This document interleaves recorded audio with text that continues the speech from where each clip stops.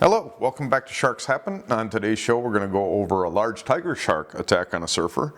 We're going to go over a fisherman that was standing, wading out into the water fishing, and when he noticed about a 6-foot shark come chasing him. We'll find out what happened, if he made it to shore before the shark got to him. And we're going to finish out the shore with a wrestling match with the gentleman, and he says about a 7-foot shark. So it's going to be a great show. Stick around.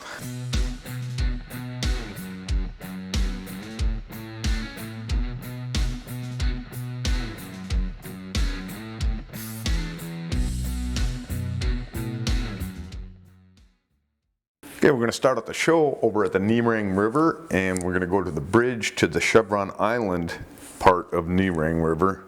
The date, May 24th of 2014. Bianca Freeman is 29 years old. It's 9 o'clock at night, and her and some friends are play fighting on a dock. And she slips and she ends up in the water, and suddenly she has bit. They get her up and out of the water. Shark expert looks at the bite. He says it's about a 1.2 meter bull shark. It matches up with that. Smaller than we would normally cover, but I like to cover smaller of the big three, especially the tiger, the bull, and the great white. But especially noticeable on this is the photo of the stitched up area where she was bitten. The shark specialist says that this was a single bite from about a 4-foot bull shark. But we just went over a 4-foot bull shark where that gaping wound went all the way to the woman's bone, and it was a mean flap. So there's a size discrepancy going on here, and I would think that this bite here to Bianca is probably close to a 4-foot shark, and that other bite is probably a 5 to 6, closer to a 6-foot shark. So you know, I wanted to go over it because it's a smaller bull shark, but we just covered the other one, so we could compare the bites to the legs. If you went ahead and clicked on the link in that video and looked at the bite width on that one, and then compare it to what you see on Bianca's leg, I have no question it's a bull shark, but I'm not sure that it's a single bite. It doesn't look like a mouth bite. Any way you get around it, I can't see how that would be. So I'm wondering if she kind of got open mouth hit without it biting down. It just looks like an odd injury to me. We're not going to put this in the stats. We just went over it. It's an attack, not an attempt to predate by a little tiny 4-foot bull shark. Okay, now we're going to go over to Bethune Beach, and that is in Florida. The date, June 2nd, 2012. Angelina DelRosso, she is out at a party with a 13-year-old friends, a birthday party I believe it is. They go into the water shortly after arriving at the beach, and they're going to do some surfing. Angelina's got her board and they're waiting on a wave. There's 15 to 20 others in the water all around them. So they're not isolated in any way, and she sees a wave coming and she climbs on her board, and she says that's when she felt pain and her board dipped underwater. So a shark had grabbed her by the leg and shortly grabbed the board and took it a little bit underwater. And then she pops up, she's screaming because she looked down and she realized that she had been bitten. Her best friend comes over and keeps her calm, keeps telling her stay calm. A bystander on the beach came out and assisted her into shore. She goes in and gets 21 stitches to her thigh. Like I said, there was people all around, so this is going to go down as the shark bypassing at people. I'm assuming that this is probably, the usual in that area. Probably not a very large shark. Could be, any of them, a lemon, a sand tiger, the spinner, the black tip, just anything over there. So I don't think it was very large. I don't even know that it was large enough to get into our stats, and without seeing a photo of that, I'm going to put this in a questionable, where I keep the ones that, they're probably drownings, and I don't put them into the stats. I put them in a folder that's questionable, so I can keep going over them. If anything new comes up, I can maybe make a determination. Well, this one will go in there just due to size. Like I said, most of those black tips, I think they pretty much size out at about 6-7 feet, and the spinners go to about 9 feet. Now you got the lemons and everything else, but this shark was, probably in shallow water and not noticed, and got a hold of her thigh without people noticing it even being around. With all those people around, I would think that's a smaller shark, but for now, it's not going to go into stats. Okay, now we head over to Kauai, and that is in Hawaii, and the date is August 6th of 2009. Dylan Crawford, he is out doing some morning surfing. He's with his friend Phil. There's others in the water.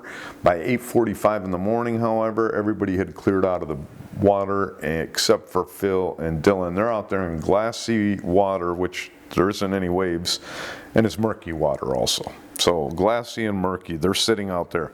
It's 8:45 in the morning, they're 50 yards from shore, 6 to 8 feet deep water, and Dylan tells his buddy, Phil, go ahead and do your best call for a wave, you know, do a wave call like a rain dance. So he says he didn't call in a wave, he called in something else, and suddenly Dylan felt power to his board, sending him into the water. Now he's in the water with, he doesn't know what yet, and all of a sudden he says he's 5 feet from Phil, and Phil's yelling, shark, shark, and he says sure enough, he was right. You could see the telltale black stripes on the shark, so now you know it's a large tiger shark that's in the water with him. Now, Dylan says that the displacement of the water, when the shark kind of took its body under, it makes the water come in and close on top of it. It sucked him in towards the shark. So now he's up against the shark. So the shark goes to move its tail. He kicks off the tail, saying that it was smooth, not rough like he expected, but it gave him extra momentum to get up onto his board. So he gets quickly up and onto his board, and he and Phil are just paddling their wits out to get back to shore. He says on the way in, he looked down and could see this huge bite mark to the board. They're missing chunk near the front of the board, which is why I think they were sitting up like surfers would do when they're waiting on a wave, especially if there's no waves around. And so he notices that the board gets in. They get in and they are screaming and shouting because they, you know, survived this ordeal in the water with a huge tiger shark. A 12-footer is a huge tiger shark to me. And they get out of it unscathed except for the board. So this is an attack, not an attempt to predate. A fatality to the board, 12-foot tiger shark. Okay, now we're going to head over to the southeast Farallon Islands, and that's in California. The date, September 9th, 1989. Mark Tisserand, 38 years old. He is doing some commercial hookah diving. So he is clad in black wetsuit, black fins, mask, and he's got a yellow air hose that comes up so that he can breathe. So that's up from the boat to him. He's got his air coming from the boat. His dive partner is wearing a blue suit, black fins, mask, and he is utilizing 2 yellow tanks. So he's got scuba gear while Mark is doing the hookah diving. They show up at a spot off the Farallon Islands. It's before noon. They're about 50 to 70 yards from, 60 to 80 yards from shore is where the boat is anchored. And they go into the water. It's about 35 feet deep water. They go into the water and do an exploratory dive.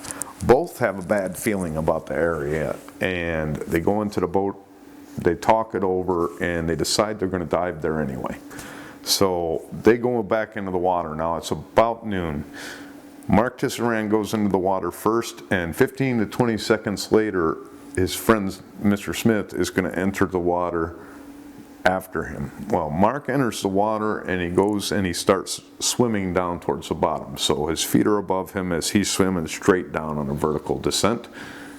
He gets somewhere close to the bottom and his legs are grabbed. And one of his legs is grabbed, and he says, unlike all these others that, you know, oh, I thought my friend had my leg, he knew exactly what had his leg. And he turns and looks, and sure enough, there's a 13 to 16 foot gray white shark that has his leg in its mouth.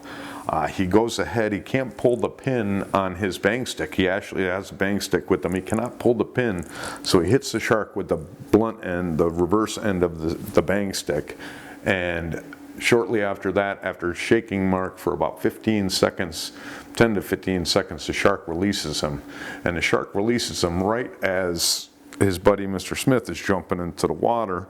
And Smith, when he's in the water, he sees Tisserand coming up. He's ascending in an angle, but coming up fast, and he can see a shark swimming away in the distance. He can see it, and there's 10 to 15 foot visibility, so it's pretty close by. Shark swimming away, and then his friend was able to see the shark a couple more times as they were going to get up onto the boat. So the shark did hang out in the area. I don't think it's a bite and wait. we'll get into bite and weight, but that doesn't happen in feeding events. You know, everybody brings up bite and weight, but I've yet to have anybody bring up an actual, you know, an actual person that had that happen to them.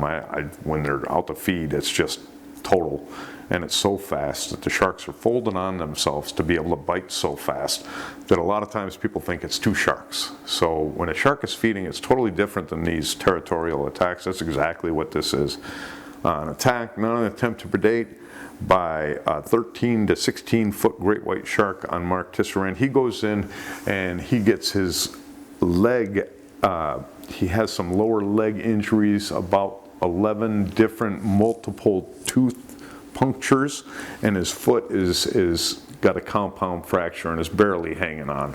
So he had a lot of work to be done to be able to get back at least as close to normal as you can after that kind of damage. Like I said, 13 to 16 foot shark. That's our attack on Mark's Tisserand, and we will move on. Okay, now we're going to head over to Boondagan, and that is in New South Wales, Australia. The date is May 20th of 1966.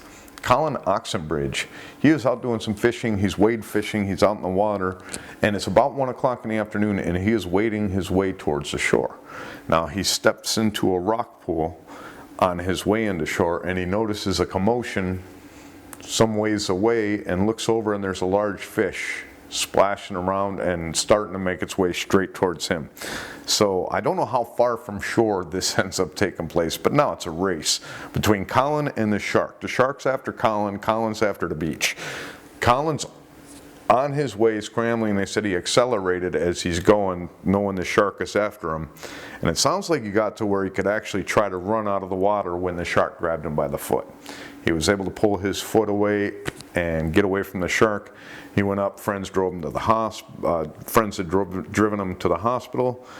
He gets stitched up and is released from the hospital. 3 of his friends, his companions that saw the shark, all said that it was a 6 foot shark. They estimated the shark size at 6 feet. So we're going to put this down into our stats as an attack, not an attempt to predate by a 6 foot shark.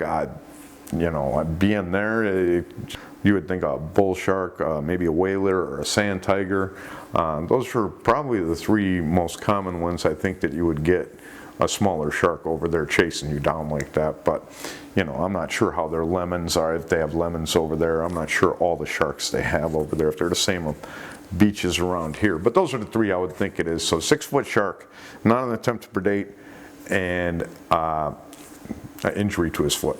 Okay, now we're going to finish off our unprovoked attacks over off of Rijeka, Croatia. We're going to Bakar, and the date is August 16th of 1966. Josef Treliac is 33 years old. He is in the water. He's actually swimming, and he's swimming in front of Bakar near a river mouth, and there's a tuna net close by where he is swimming when he's suddenly attacked by it's reported a great white shark, size not stated. A fishing boat is actually able to get over and get him up out of the water, and they take him in, but he passes away from blood loss on the way in, or when he just arrives at the hospital, one or the other, but he passes away from his wounds. Not a lot of information on this attack. It's from 1966, but enough information in this attack as far as it was a great white, and enough information like we do in the going by other attacks in the same area by similar sharks. We're going to put this thing down as an attempt to predate no matter what. And this is due to the fact that not only is it's like 80%, I think it is, a huge percent of attacks in the med in that area are fatal, and over 60% of the time they don't even recover anything. So if that fishing boat wasn't there, I would think that Josef Treliac would have been just another one of those that they never recovered anything of the body. So we're putting it down as an attack. An attempt to predate, great white shark, we just don't know what size. Okay, before we get into, you don't hear that every day, I wanted to say I'm going to put 2 links in the description below. One of them is a great video by a Malibu artist.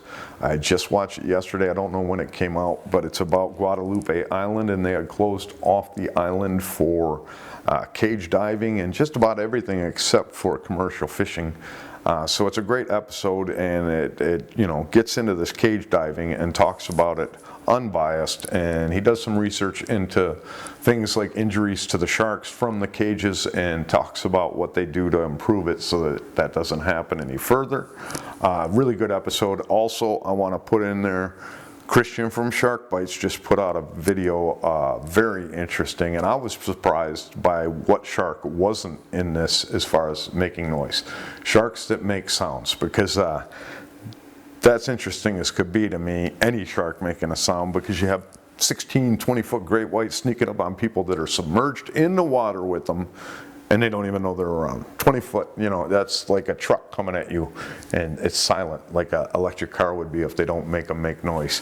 So very dangerous situation there, but found a couple sharks that do actually make noise, and it's a very interesting video. I would have thought the epaulet, the one that crawls its way around, you know, would be grunting, but at least ought to be tired, but I guess that's not the case.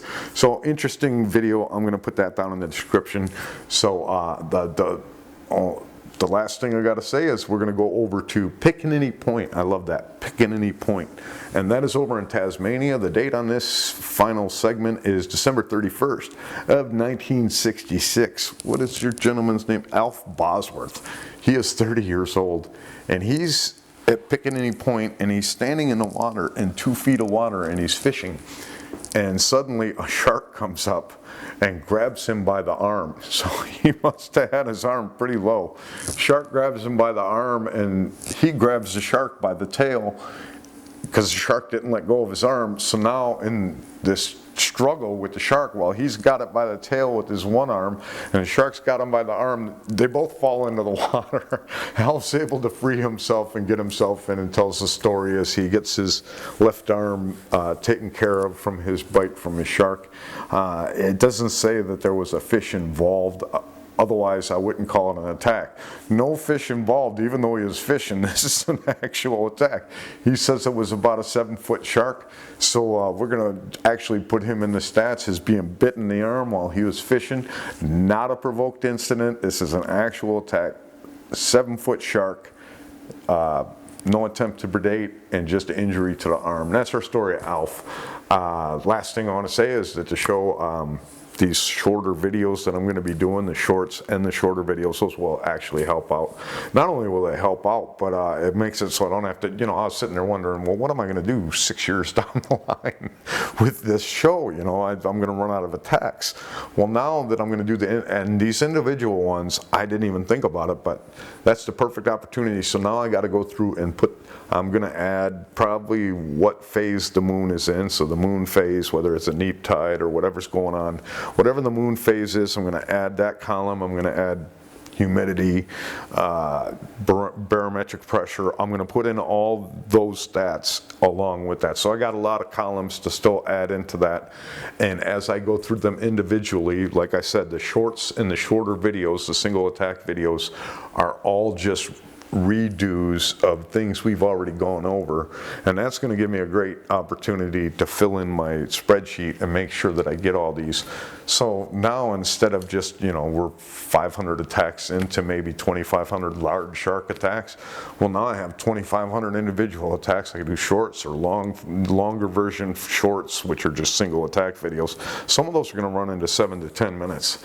I'm looking forward to some of the longer ones. The shorts, it's going to be a struggle. Both are going to take me a little while to get them to where I like them, to where I'm comfortable. It took me a while to get comfortable doing the show like I do normally here, so it's probably going to take a little bit there. And even if I'm not going to be on camera, I think it's best that I be in front of the camera like I am on camera, so it's like I'm talking to you guys instead of it sounding like I'm sitting there reading or whatever ends up happening. So it's going to be a work in progress. I appreciate everybody that's viewing. Other than that, you know, if you go into that water, you are much more afraid of those sharks than they are of you.